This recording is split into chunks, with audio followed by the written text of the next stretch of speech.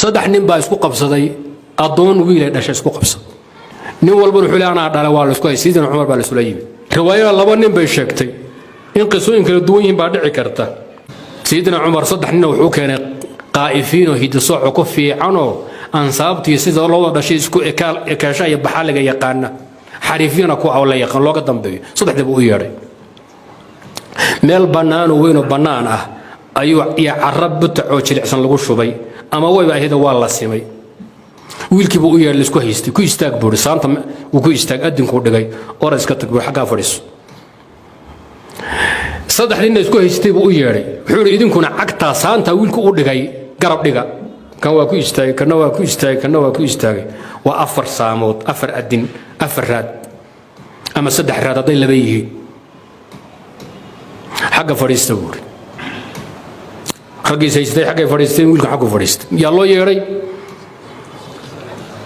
nimankii hidda soocaha ee markay saa wax u fiiriyaan dhaladka iyo firka iyo sida la soo dhalay raaci jiray fiiribu lagu haani way isdhaleen baa leeyahay fiiriyo oo soo kala saara nin baa saa u fiiriyay wuxuu cagtan hal cag baa la dhalay buu adinkaas wiil la dhalay way waa ruux la dhalay saddexdan cagoodna way wada dhaleen buu mid walba qayb buu kaga jiraa way isla leeyihiin xagga u baxbuuri kii kale waduna fiiri asna sidii buu yiri oo uu kala qarinaya mid walba gooniba u wareysanaya kaama ku inta yiraahdo meel qol gooni la geynaya kii kale loo yeeray wadadu fiiri xul waa is dhaleen ma cagtana labada ninba wada dhaleen ama saddexduba xagga iska tag kii saddexaad baa loo keenay aduguna fiiri wiilkaan buuri saddexda ninba waa wadaagaan waa isla leeyihiin Umar madaxu qabsado uu wareeray wuxuu yiri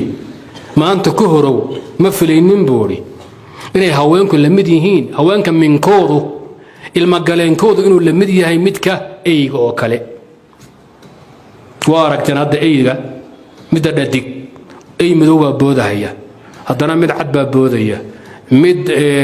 midab shabeel la boodaya oo anmar la yiraahdo fil arabiya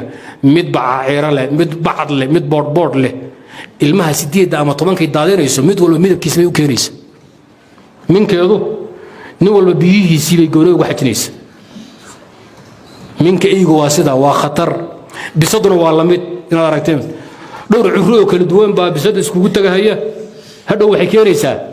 mid guduudan mid casuus leh mid burwaale mid haram cadiya shabeel u eg Somaydaara Sidina Umar wuxuu yiri hadda maanta ka horow ma filaynin buu haweenka minkooda in la mid yahay ilma galeenka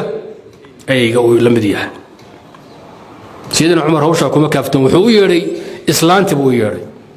xur balkaalay ilaahay baan kugu dhaarshay Allah ku hanuuniyay ee islaamka ka dhigay adoo jaahiliyad oo gaal ahayd waagi waxaan aad sameeynaysa ila gaal bay ahayd Allah san kugu dhaarisay ku dhacday buu sidaa waxay tiri Sidina Umar anuu garan maaye minkaygana kama warqab wuxuu yahay inuu ay shabayiyo inuu jinni shabawo ma haye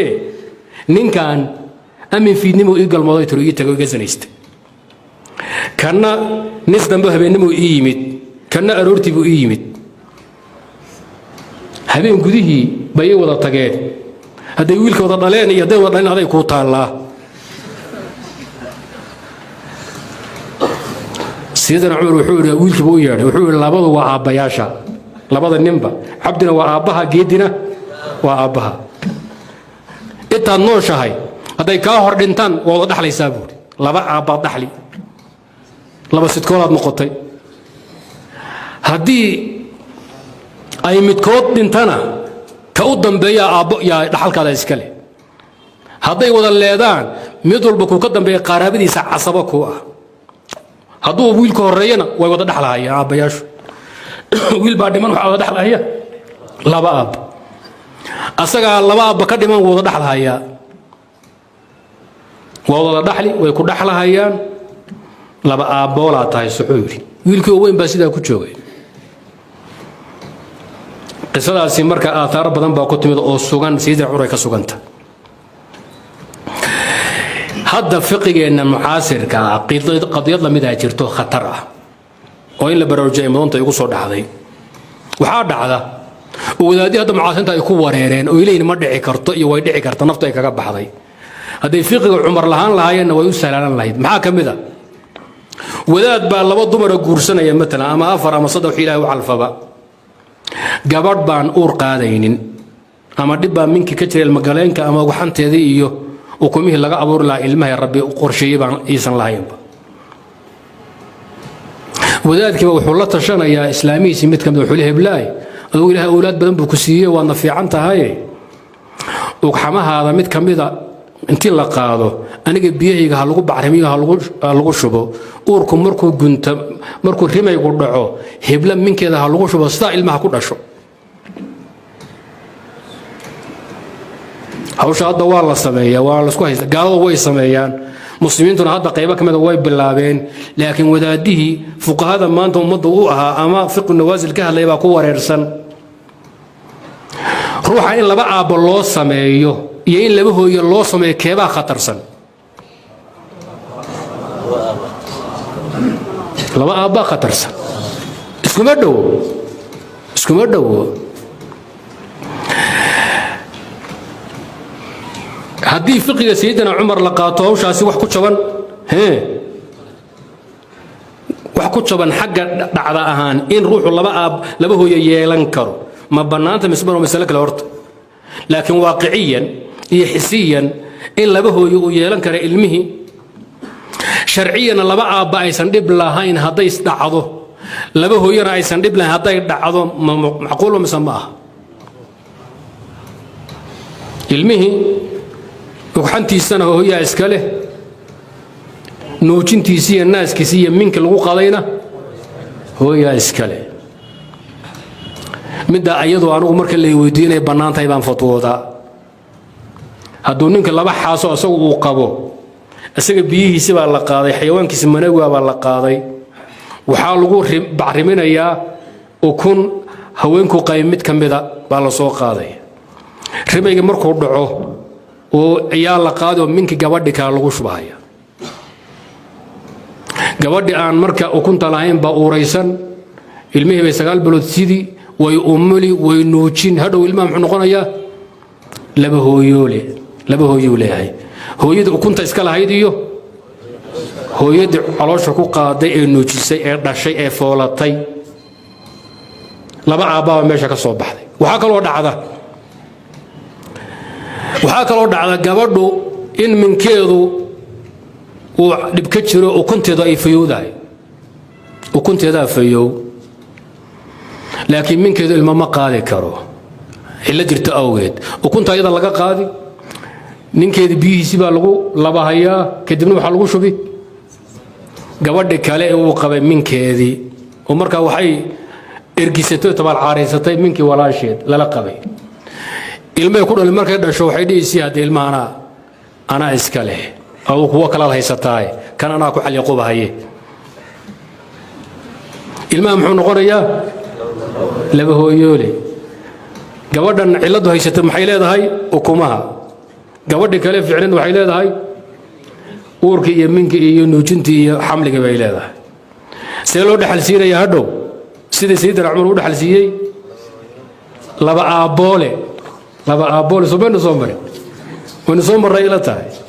hawshaasi way dhib yartahay meesha laakiin ishkaalku ka jiro waxa weeye oo u baahan in la hubsado yaa ukunta iyo ilmaha isku labayo isku qasay ma gacan saddexaad baa meesha la soo gelin karaa mise waa in zawjku uu hawsha uu sameeyo asagu dhakhtar yahay oo hawsha la hubsado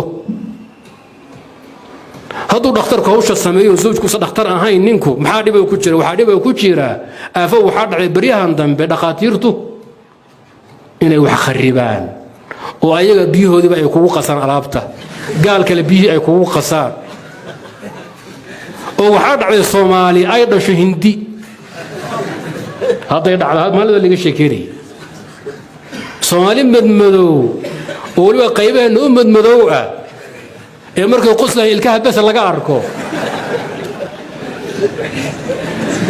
ayaa waxay dhaleen Hindi timo halka joogan cado Yurub aad moodis way galo wax ayagu way qasaanba hawsha marka la sameeynayo marka waxa wanaagsan inay ku ekaato ninkii xaasaskiisa iyo asaga وأصوغ إنه سمين كرو مركز شبهة ملها شكنا مجرو هدي لكن قعان صدح ماشي يسوق شوا خطر وليا وحيد وحلقة بدبالي كرا إن أجريمنت اللي لقى دكتور كاوشا السمين يا إندي أنا لقادي دون هدو المهم ركوب بنان كيمات وضوح خلده أما ماشي واحد كصوب أدونا أدو بدبادو نصب كي أوليه أسوقنا أدوله فوشو محكمة دي حق هذه واحد كي شباب قديم محكمة الإسلام الله له مركا محمد وحاول يعني خصي هذا بحث قاسي قال معي وحاجة خصي dhacdada in xoogga leh khatarta leh ee Sayyidina Umar qabsatay sidoo uu agaasimay ee uu maamulay ugu ijtihaaday xaqan oo u asiibay baad ku garan kartaan